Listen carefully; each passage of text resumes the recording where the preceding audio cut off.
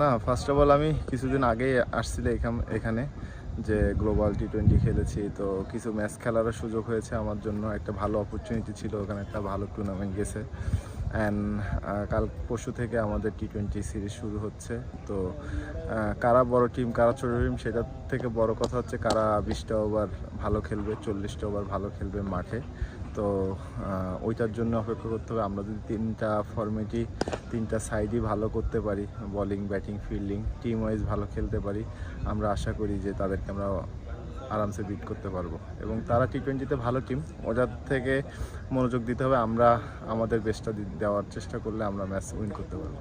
আরেকটা জিনিস, আমরা নর্মালি ওয়ানডে ক্রিকেটে আমরা বরাবর ভালো খেলে আসছিলাম, কিন্তু লাস্ট দু একটা সিরিজ আমাদের ভালো যায়নি। কিন্তু তারপরে তার মধ্যে একটা ভালো জিনিস আছে যে আমরা ব্যাটসম্যানরা অ্যাটলিস্ট 300 রান করছি, এটাও একটা ভালো দিক। এবং আমাদের বলাররা সবসময় ভালো করে আসতেছিল। এই সিরিজটাতে হয়তো একটু তারা স্ট্রাগল করছে, আমার কাছে মনে হয়। আশা করি তারা এই যে সামনে টি-20তে কামব্যাক করবে। অ্যান্ড তার পাশাপাশি আমরা ব্যাটসম্যানরা যারা রান করছিলাম বা রান করছে সবাই, যেহেতু আমরা ওয়ানডেতে 300 রান করছি, এইখানে যদি তারা সেটা ধারাবাহিক বজায় রাখতে পারে তো বলার আর ব্যাটসম্যান মিলে একটা ভালো টুর্নামেন্ট হবে।